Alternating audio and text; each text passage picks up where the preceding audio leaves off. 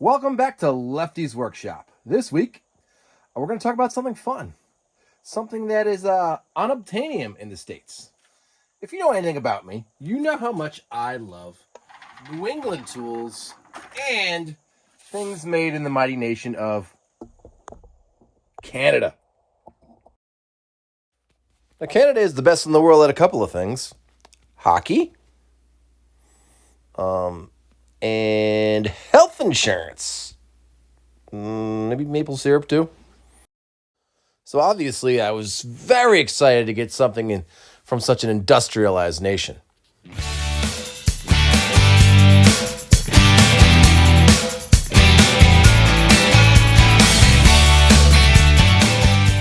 All right, let's see what we got here from the Great White North. Or as they say in Quebec, les grands blancs nord. That's probably German. I don't really know. All right. Oh, we got some stuffing here. All right, let's see what we have here. Where's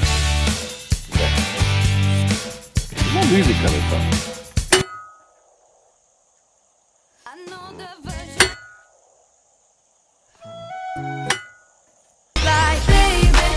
God, I hate these. All right, let's quickly get this out of here. God, it's Nickelback. Yeah, God, no. Yeah. Now, up till now, all of my other gray things have been put together through post-factory assemblies, i.e. I buy a case and make it look factory. I make the stickers. This is one I've done before, although I will admit that half the sockets are not actually gray because I can't find them all in America. But this is my 1/2-inch drive set that I put together. Most of it, other than the sockets, are legit gray. So that makes this my first 100% Canadian-made gray socket set. All of the sockets are made in Canada, as it says here. Perhaps that's why it's singing to me. I'm not quite sure.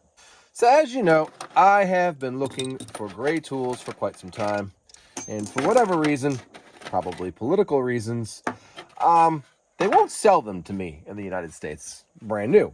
I have emailed the company asking for parts for my big 1/2-inch drive ratchets, and they won't sell it here. They say, find somebody in Canada and have them sell it to you. Every time I go up to Canada, you know, nobody has one of these for sale on Marketplace. So for whatever reason, though, a few weeks ago, I was looking on Marketplace, and I just happened to put Quebec.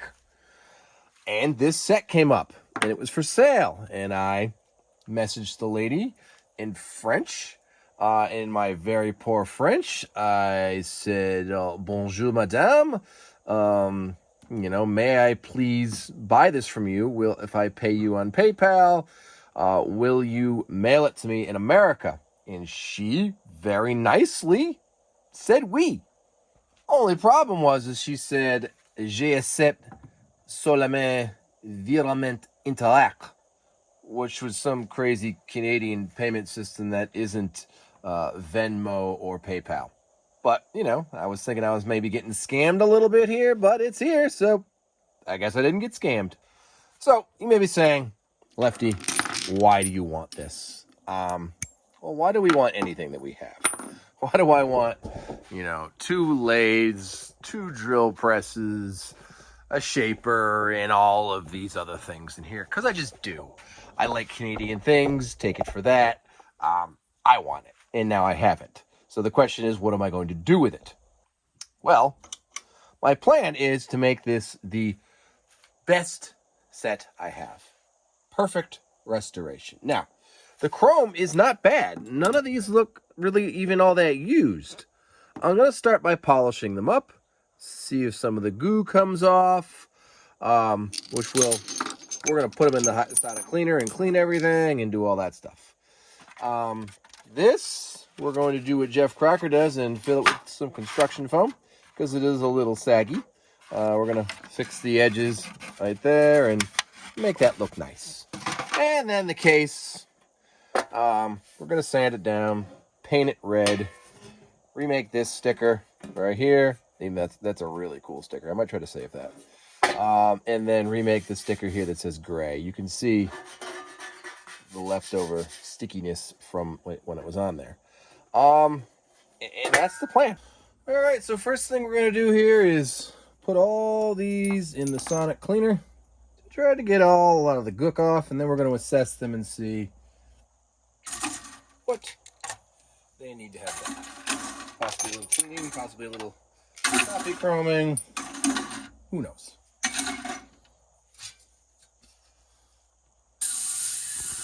All right, while those are cleaning in the sonic cleaner, we're going to take apart the ratchet because I don't want to put it in there whole. We're going to take it all apart, disassemble it, and then clean each part individually.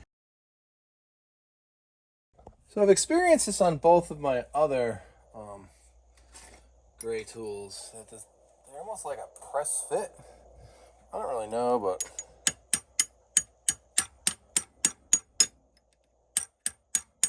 there we go. And everything flew out. Yay! All right, so everything's out of the sonic cleaner, and this is in excellent shape. All the sockets look like they're almost never used, except for it looks like whoever owned this used the 5/8 because it's kind of yucky inside, and maybe used the 13/16.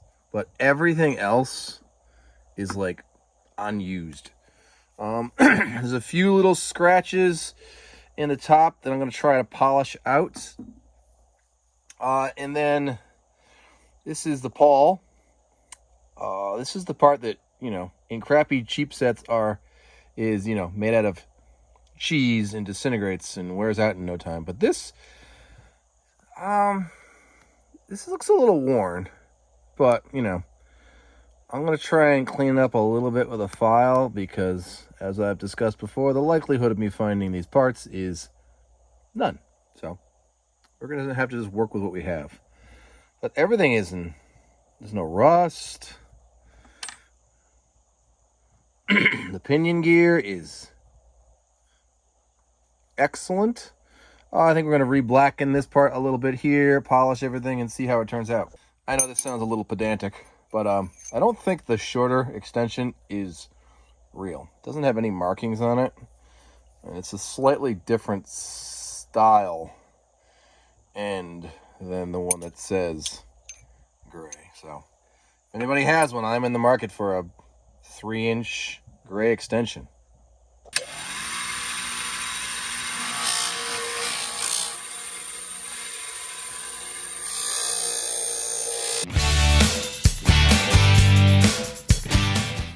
Look at that. That is beautiful.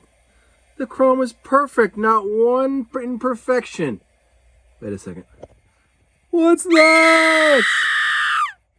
All right. No worries. It can be fixed just using my copy chrome solution. All right, so the key here is to we're going to get rid of it. We're going to sand it until it goes away.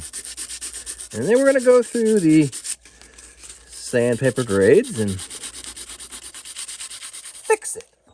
And I'm here to remind you of the mess you left when you went away. It's not fair. That's interesting.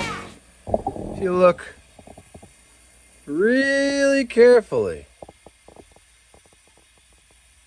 you can just see the transition from the steel beneath right there. There's a little like a orb around it to the nickel, the copper, and then the chrome.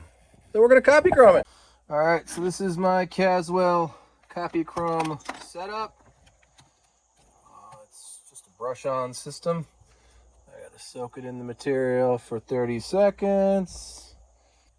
All right, positive on the brush, negative on the parts, and we just stroke it like a cat until it is re-chromed. All right, after just a few minutes, it gets this little kind of like galvanized look to it. See? No more ding! And then we polish it and we'll see how it looks. And look at that. No more ding. Nice shiny chrome. Alright, now we're just going to quickly touch up the bluing on these parts. They're not really in bad shape. I just would like them to look a little blacker. Alright, there they all are blackened up. And we're going to dry them off in carburetor oil so they don't rust. See? I've noticed that I'm calling them either blackening or blueing. The official term is bluing, but I mean it comes out black. So there you go, cover it in oil, and it will be good.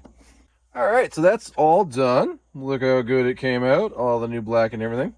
Now the knob here doesn't have any remnants of blackening originally, so I really don't know if it looks like it should be blackened, but I don't know. Let me know in the comments. But we're gonna put these aside for the time being, and we're gonna work on the case. So normally I would clean this, but it's not that dirty. We're gonna take it down with about 600 or 800 grit sandpaper and some water here, and kind of just see what it looks like. Ah! I don't know what kind of paint this is. I've never sanded something that had stained my hands before. I should probably wear gloves. Looks like a friggin' murder scene here. But the box is all sanded down. The box is actually in good shape. The paint's just old, so I don't really need any filler or anything. Everything's in good shape. There's no dents. We're just gonna, I might even leave the inside as it is, because there's no imperfections on the inside. So here's the paint, matte red pepper by Krylon. It's what I painted this South Bend drill press with, because the paint on the original case was a matte finish and it was red, so I think this is actually really good. So we're gonna go with that. Good morning. I got my nice Timmy's coffee this morning. Working on my Canadian case. Painted it last night. Both halves separately. And that is looking really good. I even polished the latch. We're gonna let that cure while I'm at work today. All right, now we're gonna work on the tray. And just like anything we work on, we gotta clean it first. What we're gonna do to do this is expanding foam. Now this is not my idea. I did not come up with this. I learned this from Jeff Crocker, a YouTuber from New Zealand. So this is his idea. If you really want to see the detailed thing on how to do this, watch his Stall Willie restoration video. First thing we gotta do is fix all these corners that are kind of cracked. This is part of the main reason why I'm doing this, is to save the corners. A little bit of masking tape will suffice. Now over here where the chunk is missing, we're gonna have to just make it out of masking tape, and then later on fix it with, make it look black. I wish I had the chunk, but I don't. But right now that will suffice to hold the foam in. I use great stuff, but Lowe's didn't have any of that this time, so hopefully this works, because this is an unobtainium tray.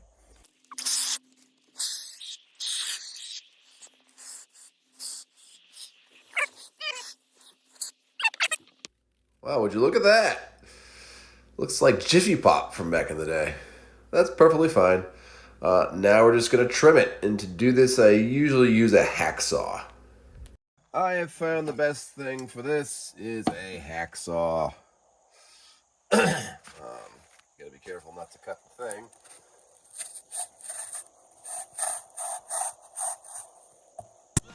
Fortune and fame, I'd even cut my hair and change my name. Cause we all just wanna be big rock stars and live in hilltop houses driving 15 cars. The girls go.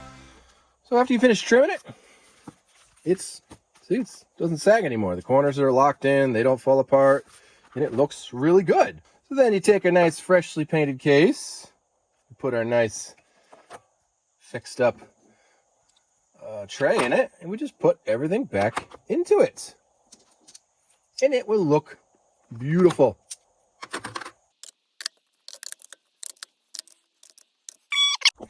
And of course, redoing a socket set without redoing the stickers is just like crazy. So we got the inside sticker.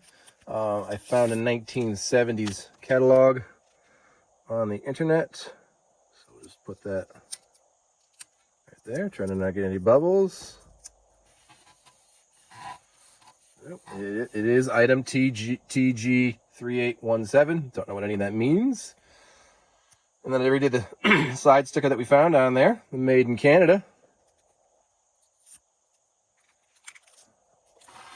And that goes right here. And this goes right here in the middle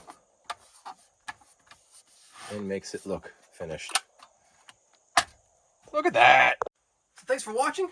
This came out really, really well. I'm really happy with this. This is like the perfect socket set for me.